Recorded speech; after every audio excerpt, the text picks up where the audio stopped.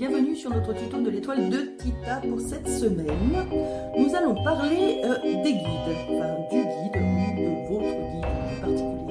Allez, c'est parti.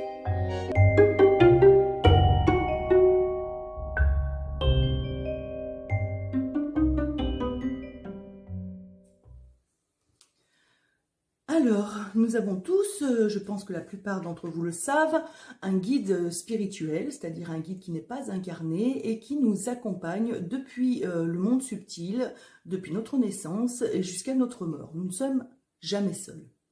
Alors ce guide, à quoi sert-il? Comment est-il choisi? Ou comment nous choisit-il d'ailleurs? Et a-t-on le même toute notre vie? C'est ce que nous allons détailler aujourd'hui. Alors, commençons tout d'abord par cette notion de à notre naissance, nous avons un guide. Alors ce guide, comment est-il choisi? Simplement, c'est une âme qui est de la même famille d'âmes que vous et qui n'est pas incarnée et qui vous a choisi en tant qu'âme pour accompagner votre évolution dans l'incarnation. Alors, ça peut être effectivement quelqu'un de votre famille qui est de l'autre côté, mais ça peut être aussi quelqu'un que vous ne connaissez absolument pas ou que vous n'avez absolument pas connu dans une incarnation, mais que vous connaissez subtilement, c'est-à-dire au niveau énergétique, parce que vous faites partie de la même famille d'âmes. Votre guide sera toujours légèrement plus avancé que vous au niveau spirituel. C'est-à-dire qu'en admettant que vous soyez sur une 4e dimension d'évolution spirituelle dans l'incarnation, votre guide sera au minimum sur une 5e dimension d'évolution spirituelle. Donc, il sera à même ainsi de vous accompagner et de vous envoyer sous forme de suggestions, de rêves, d'intuitions, d'émotions, les bonnes informations qui vous permettront de faire les bons choix dans votre incarnation et d'évoluer ainsi beaucoup plus vite. Parce que c'est cela le rôle de notre guide, c'est de nous accompagner pour nous permettre d'évoluer le plus sereinement possible, de vivre nos expériences le plus sereinement possible, mais en les vivant tout de même, et de faire les bons choix qui nous mèneront à grandir plus rapidement, ou en tout cas selon un plan que vous avez prévu avant de vous incarner. Je m'explique. Avant votre incarnation, vous avez prévu certaines choses, certains objectifs, entre guillemets, d'évolution. Alors par exemple, ça peut être d'atteindre le début de la 4e dimension pour cette incarnation, ça peut être de travailler sur l'amour inconditionnel, ça peut être de travailler sur tout un tas de choses en fait qui font grandir l'âme. Et pour ce faire, vous avez besoin bien sûr d'autres personnes, d'autres âmes également, qui ne sont pas forcément incarnées, pour vous accompagner. Votre guide sera cette âme particulière, entre guillemets, puisque vous aurez avec cette âme un lien fusionnel qui vous permettra de l'interroger quand vous en avez besoin au niveau subtil, c'est-à-dire que vous n'en aurez parfois même pas conscience. Le tout étant de bien comprendre les signes qu'il vous envoie et de les détecter pour ne pas se tromper.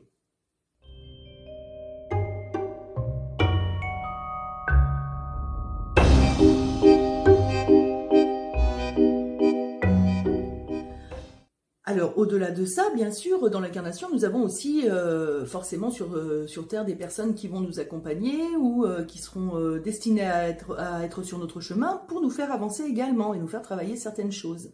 Alors parfois c'est facile, parfois ça l'est un peu moins, mais en tout cas, toutes les rencontres que nous faisons dans notre vie ne sont pas là le fait du hasard, mais elles sont bien là pour nous faire avancer.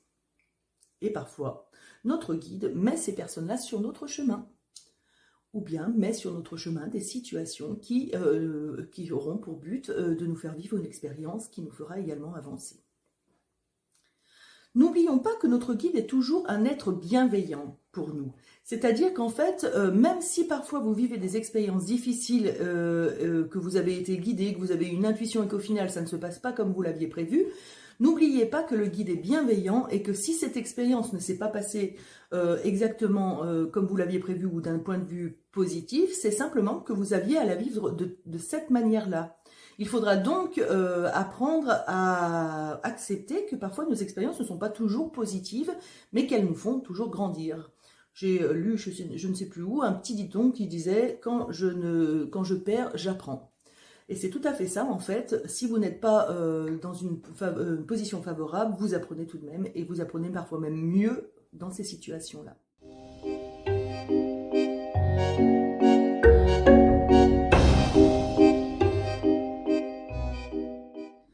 Alors, votre guide, parfois il s'agit de quelqu'un de votre famille que vous avez connu dans une incarnation précédente ou dans cette incarnation-là, donc d'une âme de votre famille terrestre, qui a choisi de vous accompagner. C'est assez souvent le cas d'ailleurs, on remarque que parfois, que même très souvent, nous avons dans nos aïeux des âmes qui choisissent de nous accompagner parce que au-delà de perpétuer en fait un système d'évolution et de faire grandir les âmes qu'elles accompagnent, les guides peuvent aussi avoir à nettoyer au niveau transgénérationnel certaines choses et elles passent donc du coup par ces nouvelles âmes incarnées dans la même famille pour réussir à nettoyer ce transgénérationnel. Donc le rôle du guide est vraiment très vaste.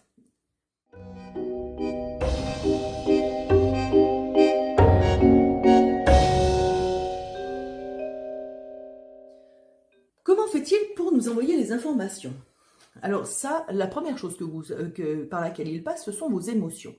Quand votre guide vous envoie une information qui est bonne pour vous, vous le ressentez. Ça se manifeste sous forme de joie, de clarté d'esprit, de légèreté, vous vous sentez bien. C'est que la décision est la bonne, il n'y a aucune difficulté à ce niveau-là, au niveau des chakras du cœur et du plexus et de la gorge, donc tout va bien.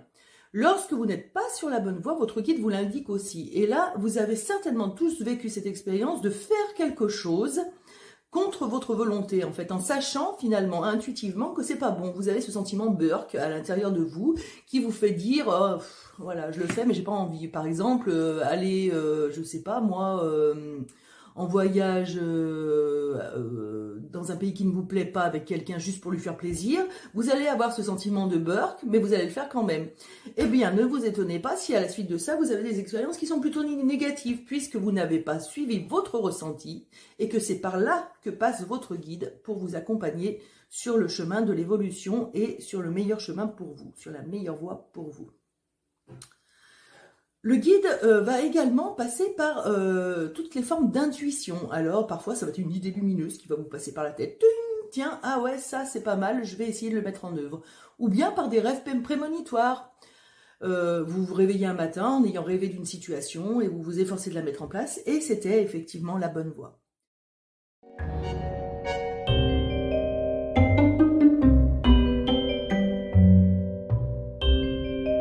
Par contre, votre guide n'est pas là pour vous protéger réellement. Ce n'est pas son rôle concrètement. Ça, ce sera plutôt le rôle d'autres âmes désincarnées, comme les anges par exemple, qui sont là vraiment plus pour une question de protection.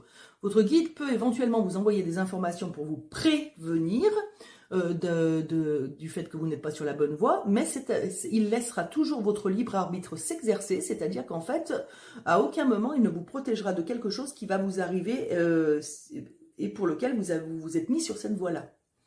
Donc, vous lui demandez protection, ça ne sert à rien, en fait, ce n'est pas à lui qu'il faut demander une forme de protection.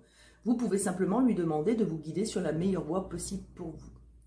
Alors, dans un système de guidance, lorsque vous allez voir un médium, par exemple, et non pas un voyant, vraiment un médium, donc qui se connecte au monde subtil, vous allez avoir la possibilité de communiquer parfois avec votre guide. En tout cas, le médium va communiquer avec votre guide pour vous donner des informations.